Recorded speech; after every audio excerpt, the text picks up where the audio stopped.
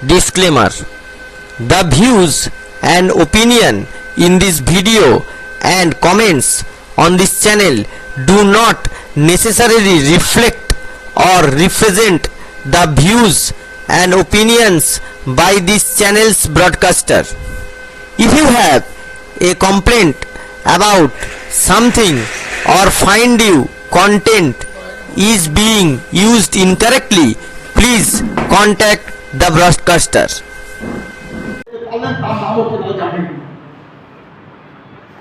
কিছু লোকের সব হয়েছে অন্য কিছু করে দেখি না, আমি বলবো সব হয়েছে, সব ওই অ্যাডভেঞ্চার সব হয় না, একটু ডেলি বাঁ দিক দিয়ে হাঁটছি, একটু ডান দিকে হাঁটছি, সব হতে পারে। ডেলি রাস্তা ভাড়া দিয়ে হাঁটছি, আমি একটু মাঝখান দিয়ে হাঁটছি, সব হতে পারে। কিন্তু এখন উল্টো দিকে হাঁটলে অ্যাক্সিডেন্ট, উল্টো দিকে হাঁটতে হচ্ছে ট্রাফিক রুলকে ভায়োলেট করা হয়। জীবনে একটা আলাদা দর্শন আছে, নিয়ম আছে, ঠিক তেমনি লড়াইয়ের কিন্তু একটা আলাদা দর্শনের নিয়ম আছে।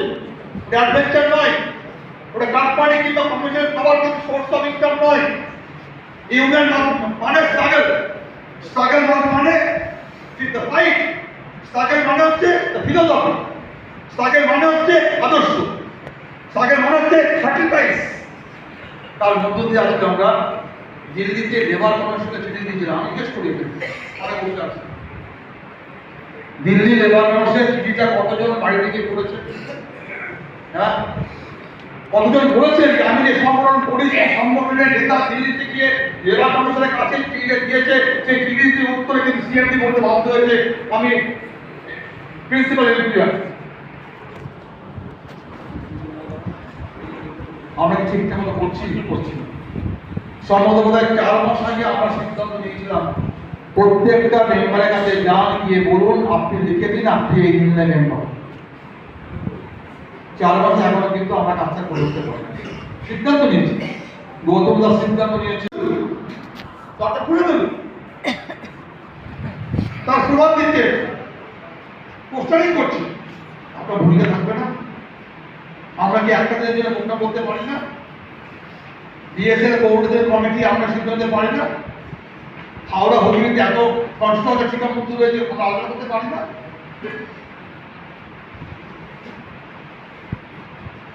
আমরা এই দাবিগুলো উত্থাপন করেছি সিকিমের কাছে, ওরা বুঝে গেছে এটাকে কথা বলতে হবে, ওরা সিদ্ধান্ত নিয়েছে। তাহলে আমরা কি করা উচিত? দিল্লি সরকার সিদ্ধান্ত নিয়েছে এই পদে যাচ্ছে না। একজন উত্তরটা অফিসার বলছে দাদা কেমন আছেন? আমার ভালো মতো মিলিয়ে চলছে।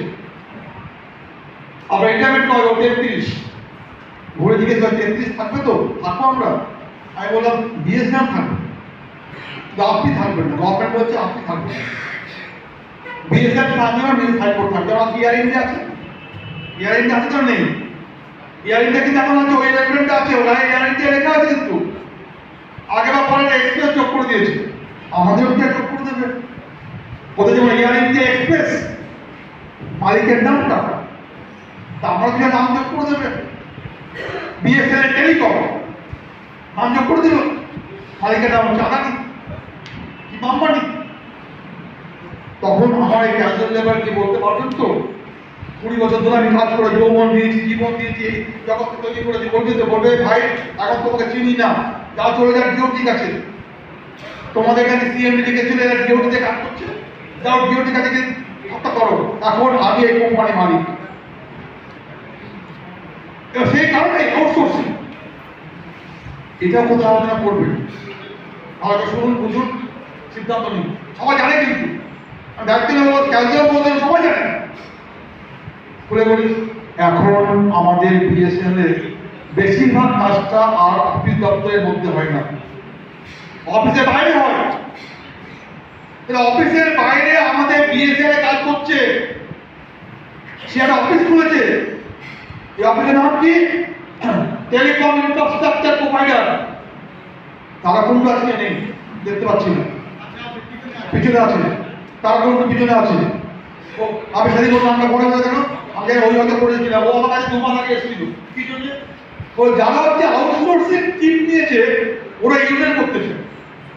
আর গতকাল আমি দিল্লিতে দেখলাম, সিদ্ধান্ত নিলাম বিএসএনএল এর সমস্ত টেলিকম ইনফ্রাস্ট্রাকচার প্রোভাইডারের যারা মালিক, তারা দিল্লিতে যন্ত্রমন্ত্রে গিয়ে দাবি উত্থাপন করছে যে আমরা বিএসএনএল ম্যানেজমেন্টের কাছে এই দাবি করেছেন। ভাবুন, আপনি খোঁজখবর করলেন না, বাইরে ওই অফিসটাতে সাইনবোর্ড, তার নাম হচ্ছে টেলিকম ইনফ্রাস্ট্রাকচার প্রোভাইডার। ওর গোডাউনে কিন্তু ওয়েলটি আছে, ওর গোডাউনে অপটিক্যাল ফাইবার আছে, ওর গোডাউনে কিন্তু জয়েন্ট কিটস আছে, ওর অফিসে কিন্তু কনস্ট্রাকশন লেবার বসে আছে। অর্থাৎ ওরা আলাদা করে অফিস করে ওখান থেকে ওরা সব কাজকর্ম করছে। ওখানে আপনিও নেই, এখানে ওরাও নেই। ওর অফিস আলাদা, আপনার অফিস আলাদা। আপনার নাম বিএসএনএল, আপনি আছেন, কাজকর্ম নেই। ওর নাম টিপ, ওখানে আছে কাজ আছে, ইকুইপমেন্ট আছে, স্টোর আছে, লোক আছে, এবং হচ্ছে টেন্ডার আছে, টেন্ডারের মজুরি আছে, মজুরির মুনাফা আছে। ওর কি মোকাবিলা করবে? বলতে হবে তো, আপনার তো কনফারেন্স বলতে হবে তো আপনাদের যে নতুন পথে যে আউটসোর্সিং হচ্ছে তার নাম হচ্ছে টেলিকম ইনফ্রাস্ট্রাকচার প্রোভাইডার। এমনকি এখন অফিসে তো টেন্ডার জমা দিতে হয় না। আগে তো যে অফিসে এত টেন্ডার ছিল, ধরার সুযোগ ছিল, এখন অনলাইন, এই অফিস অনলাইন, ওখান থেকে টেন্ডার জমা দিচ্ছে, ওখান থেকে অর্ডার পেয়ে যাচ্ছে, ওখান থেকে টাকা পেয়ে যাচ্ছে, টাকা দিচ্ছে, বিল দিচ্ছে, বিল পেমেন্ট হয়ে যাচ্ছে। কিভাবে কেমন করে এই বিপদের মোকাবিলা করবেন, এই আলোচনাটা কিন্তু আমাদের বিএসএনএল কোঅর্ডিনেটিং কমিটি নিয়ে করতে হবে। কারণ এত বড় বিপদের লড়াইয়ের মোকাবিলা একা কার্যের মধ্যে করতে পারবে না। এত বড় বিপদের মোকাবিলা একা এআইপিটিপিএ বা ক্যাম্পেইন করতে পারবে না। সুতরাং এই মুহূর্তে এগুলো বড় বিপদ। 7CBC হবে, কেবলমাত্র পাবে যদি লড়াইটা হচ্ছে বেঁচে থাকে, যদি আপনি লড়াইয়ে থাকেন, চাকরিতে থাকেন, কাজে থাকেন, তাহলে পাবেন। আমি থার্ড পাবো, কমতে কমতে 26 হয়ে গেল। অর্থাৎ এখন এই মুহূর্তে অফিস দপ্তরে চাকরি করে তার সংখ্যা মাত্র 26,000। 52 হলে টেবিল চাপে বলতে পারতেন, 52 হলে টেবিল চাপে বলতে পারতেন, কার তোকে দেখাবো। দেখো দুবার ভাবছেন 26,000 তো আমাদের সংখ্যা, তার মধ্যে ভাগাভাগি আছে, লাল, হালকা লাল, গেরুয়া, সব ভাগাভাগি আছে। সবাই একসাথে পারবো কি? সবাই এক হয়ে গেছে, কাজ করবেন অফিসাররা, ঝান্ডা নিয়ে যে কাজ করবেন শাসক দল বিএনপি বা বিজেপি। অর্থাৎ অফিসাররা আলাদা করে ঝান্ডা নিয়ে নিয়েছে, তুমি আমার বাপ, তুমি আমার পাপি, তুমি সব জাগতি করবে, তা নিয়ে নিয়েছে। এই জায়গায় দাঁড়িয়ে আজকে আমরা সংগঠন সংগ্রাম পরিচালনা করছি। তবু বিশ্বাস করি লড়াইয়ের ময়দানে সবাই এক হবে। তবু বিশ্বাস করি 2-4 জন নেতা না হলে রাজি না হতে পারে। ফিল্ড লেভেলের সমস্ত অফিসার হোক, কর্মচারী, তারা মনে করে লড়াই করে বিএসএনএল টিকে আছে 25 থেকে 26 বছর। লড়াই করার মধ্য দিয়ে আমি 2G পেয়েছি, 3G পেয়েছি, 4G পেয়েছি। লড়াই করার মধ্য দিয়ে আমি দুটো বেতন চুক্তি করতে পেরেছি। লড়াই থাকলে আমি আছি, লড়াই থাকলে দাবি আদায় হবে, লড়াই থাকলে আমি একটার উপরে এগোবো। লড়াই করলেই সরকারকে আমি হারাতে পারবো। আগে ছিল কংগ্রেস, হারিয়েছি। পরে ছিল যৌথ যুক্তমঞ্চ, হারিয়েছি। এখন হচ্ছে বিজেপি, আমি হারাতে পারবো। সুতরাং লড়াইকে বিকশিত করতে হবে। এই জায়গার নাম হচ্ছে আমাদের পরিবেশের ধ্বংস। শেষ করে অন্য কিছু কথা বলে এই জায়গায় দাঁড়িয়ে পশ্চিমবাংলার বুকে আমরা আমাদের লড়াই আপনার সংখ্যা বিকশিত করতে হবে। আপনার খবর পেয়েছেন তো নিশ্চয়ই, 20 তারিখে ব্রিগেড অভিযান হচ্ছে। না পার্টি অভিযান নয়, কারণ তো ব্রিগেড বলতে আমরা পার্টি বুঝি, কখনো সিপিএম করে, কখনো না। এবার একটা দুঃসাহস সিদ্ধান্ত হয়েছে, ওই ব্রিগেডে যাবে হচ্ছে বিএসএনএল, ওই ব্রিগেডে যাবে হচ্ছে ব্যাংকের লোকেরা, ওই ব্রিগেডে যাবে হচ্ছে ওএনজিসি লোকেরা, ওই ব্রিগেড যাবে হচ্ছে পোস্টালের লোকেরা। ওই ব্রিগেড ভারতে কিন্তু এবারে ইন্ডিয়ান অক্সিজেনের কিংবা হচ্ছে আমাদের সেই কোল ইন্ডিয়া, ওএনজিসি, শিপিং কর্পোরেশন, অর্থাৎ সমস্ত পাবলিক সেক্টর, দোকান কর্মচারী, হকার ইউনিয়ন, অর্থাৎ প্রতিদিন যে পেট চাল চলে মজুরি দেওয়ার মধ্য দিয়ে আসবে কৃষক, আসবে কিষাণ, আসবে ক্ষেত মজুর। অর্থাৎ শ্রমজীবী মানুষ এই ব্রিগেড ভর্তি করবে আগামী 20 তারিখ। শ্রমজীবী মানুষ যার পেট চলে, কমিশনের টাকা নয়, মজুরের টাকা, যেটা পরিবার পরিজনের প্রতিদিনকার ক্ষুধা নিবৃত্তির যে টাকা যে আয় করেন যে মজুরি দেওয়ার মধ্য দিয়ে সে যাবে ব্রিগেডে। আমি কি করবো? করবো হ্যাঁ, শতামিটে দেখবো কতটা ভিড় হয়েছে, হ্যাঁ দেখে আবার একটা ক্যাপশন লিখবো, হ্যাঁ দিন পাল্টাবে, ভালো দিন। মানে নিজে ব্রিগেডে গেলেন না, কষ্ট করলেন না, ঘাম ঝরালেন না, খোঁজ খবর করলেন না, লোককে উদ্দীপ্ত করলেন না, লোককে বলতে পারলেন না চল এই লড়াই আমার লড়াই, চল ওই জমায়েতটা আমার জমায়েত, চল ওই লড়াই কিন্তু দাবি উত্থাপন করেছে ওয়েট করতে বাতিল করো, চল সমস্ত ঝান্ডা এই শপথ নিয়েছে, টার্গেট দিয়েছে আর চ্যালেঞ্জ দিয়েছে। আগে আমরা কখন কোনো ভাবিনি এত বড় ময়দান, এত বড় মাঠ, এই মাঠ একা হচ্ছে ট্রেড ইউনিয়ন ভর্তি করতে পারে।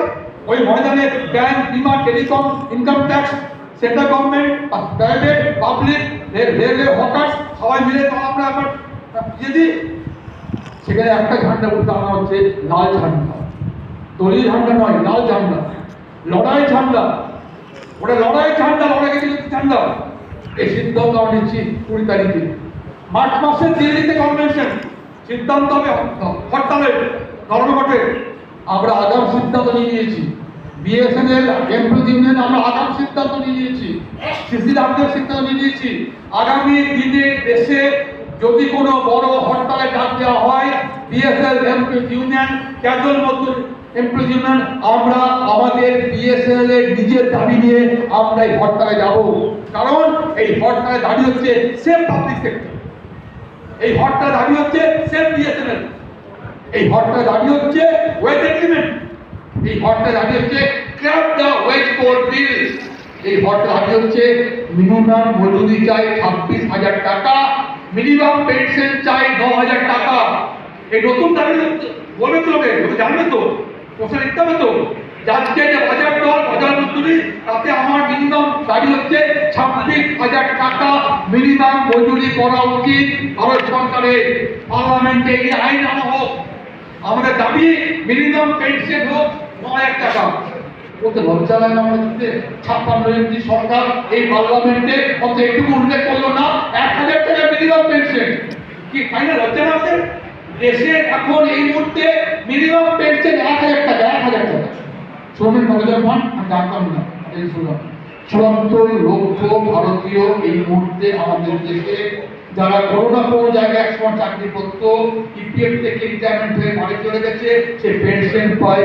74 লক্ষ ওয়ার্কার তার পেনশন পায় মাসে 1,000। তারপর বলবে ছাপানি, তারপরে বলবে প্রগতি, তারপরে বলবে উন্নয়ন, তারপরে বলবে দিন পাল্টাচ্ছে, তারপরে বলবে সুদিন। ওই 1,000-এর মধ্যে কিন্তু আমাদের বিএসএনএল কিন্তু লোক আছে। ওই 74 লক্ষের মধ্যে আমাদের কিন্তু 7জন 14 জন খুঁজে পাওয়া যাবে। আমি যখন ওই দাবিতে ভিত্তিতে দাবি উত্থাপন হচ্ছে 9,000 should be the minimum EPF pension for all, তার কারণ দেখো না। সুতরাং সোশ্যাল মিডিয়াতে খবর নেওয়া হয়, আমার সিদ্ধান্ত নেবো বাজেট দিল্লিতে কনভেনশন, ঘুরে আসার পর রাজ্য কনভেনশন হবে, মে মাসে সম্ভবত অল ইন্ডিয়া স্ট্রাইক। এইগুলো নিয়েও কিন্তু বোর্ডে আমাকে উঠতে হচ্ছে ঝাঁপিয়ে পড়া। আর দেখবেন এই মেসেজ চলে যাক, এই মেসেজ চলে যাক। 3টে সংগঠন লড়াইকে বিকশিত করার জন্য কোঅর্ডিনেশন কমিটি আপনার পাশে আছে, ম্যানেজমেন্টের কাছে বার্তা পৌঁছে যাক। কোঅর্ডিনেশন কমিটি আপনার ঘরে ঢুকবে, ওরা পুলিশ দিয়ে আটকা, ওরা ঝুলিয়ে পড়াকে মেমো দিক, অনেকটা মেমো দিচ্ছে, আবার মেমো দিচ্ছে, বেতন কাটছে, মেমো দেবে, মোকাবেলা করবো। ওই গেট বন্ধ করে দিয়েছে, সবাই ঢুকতে যেতে না পারে, ঢুকে যেতে আপনার আজকে। সুতরাং নতুন নতুন ভাবে উদ্ভাবনী প্রক্রিয়ার মধ্য দিয়ে আমাকে জনগণের কাছে পৌঁছাতে হবে। এই বিশ্বাস থেকে আমরা এখানে আমি আমার বক্তব্য শেষ করব। তার ইতিহাসে লড়াই আমাকে জিততে হবে 6 বছরে, আর নয় এই বছরেই দাবি আদায় করতে হবে। তার ইতিহাসের সঙ্গে 773 যুক্ত হওয়ার কি হচ্ছে না। আমরা চিঠি দিয়েছি, গৌতম দাস কোর্টে গিয়ে লড়াই জিতেছে। আমি জানি ও টেনে নিয়ে যাবে গৌতম দাসকে দিল্লি সুপ্রিম কোর্টে। তাই আমরা লেবার কমিটিতে দিল্লিতে চিঠি দিয়েছি যে তুমি চিঠি দিয়েছো, এটা জানতে হবে, আমাদের রাস্তায় বসে আছে আমাদের জানতে হবে। সিএমডি চিঠি দিয়েছে লেবার কমিশনকে, আমার চিঠি উত্তরে কোট করে দিয়ে আমি এদের 6 CPC মিনিমাম বেতন দিচ্ছি। 6 CPC বেতন হচ্ছে 605। Actually they are paying only 475. It is only your union. একবার তো আপনার সংগঠন টেবিল চাপড়ে বুকে কথা দেখিয়ে সিএমডি কে বলেছে ইউ আর টেলিং লাইট, তুমি মিথ্যা কথা বলছো, ভণ্ডামি করছো, মানে তুমি 6050 দাও, যেটা এখন 7000 হয়ে গেছে। আদারওয়াইজ আমি সিএলসি কে বলবো তোমার সিএমডি যা চিঠি দিয়েছে এটা মিথ্যা কথা বলছে। স্যার অ্যাকচুয়ালি সিএমডি পিএসএল সে কিন্তু 6 বেতন দিচ্ছে না, তার চেয়ে কম দিচ্ছে। এই ধরনের লড়াইগুলোকে আমাদের খুব তাড়াতাড়ি বিকশিত করতে হবে, কিন্তু তার জমায়েতের চেহারা আরো বড় করতে হবে, আরো বড় করতে হবে। আমি মানি সবাই এখানে আসতে পারে, অন্য আমরা সিদ্ধান্ত করি। তাহলে একদিন এই ধরনের প্রোগ্রাম হোক, কলকাতায় মধ্যে সবাইকে ডেকে না নিয়ে এসে একদিন জেলা জমায়েত হুগলি, একদিন জেলা জমায়েত হাওড়া, একদিন জেলা জমায়েত বসিরহাট, একদিন জেলা জামায়াত হচ্ছে ডায়মন্ড হারবার, একদিন জেলা জামায়াত হচ্ছে বন্ডাকিল বা হাবড়া।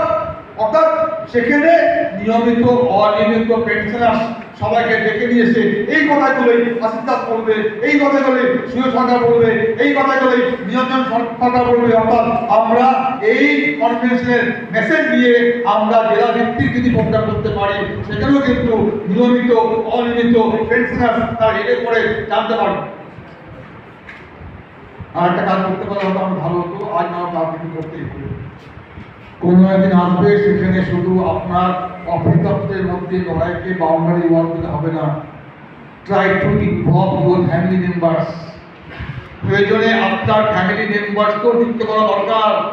তার জানা দরকার বেকারত্ব কি জিনিস, তার জানা দরকার কর্মসংস্থান কি জিনিস, তার জানা দরকার শুধুমাত্র কোনোভাবে কেউ আমাকে হাতে টাকা দিয়ে দিচ্ছে আর তার মধ্যে দিয়ে জয় জিন্দাবাদ আমরা বলছি, বিভিন্ন ভাতা চালু করছে, প্রজেক্ট ভাতা চালু করছে, এটা জীবনে মুক্তির পথ না। সুতরাং আমার পরিবারের যে অন্য অংশ, আমার ছেলে, আমার মেয়ে, আমার বউ, পরিবার পরিজন সজ্জন, তাদেরকেও কিন্তু আমাদের লড়াইয়ে যুক্ত থাকা উচিত। সে জানুক, সে বুঝুক যে আপনি একজন যে আয় করছেন কম হোক, সে আয় হিসেবে ওই পরিবার পরিজনদেরও কি করে আমি এই লড়াই যুক্ত করতে পারি, এই কাজেও কিন্তু আপনাদের ভাবনা করা উচিত। প্রয়োজনে এই কথাগুলো আমি উল্লেখ করলাম সম্মেলন উদ্বোধন করতে গিয়ে। আমি মনে করি কলকাতা হচ্ছে আমাদের গর্বের জায়গা। আমি মনে করি কলকাতা হচ্ছে আমাদের প্রতিকূলতার মতো ঠান্ডাকে ধরে রেখে তার নামে কলকাতা। আমি জানি এখন এই অফিসে বড় জমা গত মাসে মনে করে কলকাতা, তাদের কথা মনে করে কলকাতার কথা। শুধু আসুন আজকে আমরা এই সম্মেলন থেকে সিদ্ধান্ত নিই। আমাদের 5 এপ্রিল মাসে আমাদের রাজ্য সম্মেলন হবে, কলকাতা হবে, এবারে হবে, আপনারা আমার ডাক পাঠাবো। 5 এপ্রিল মাসে আমরা রাজ্য সম্মেলন করবো।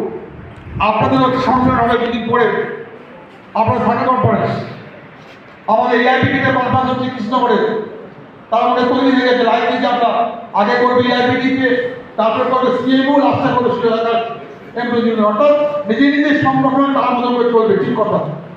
কিন্তু এই সংগঠনগুলো যে গাড়িতে বসে আছে, সেই গাড়ির স্টিয়ারিং নাম হচ্ছে কোঅর্ডিনেশন কমিটি।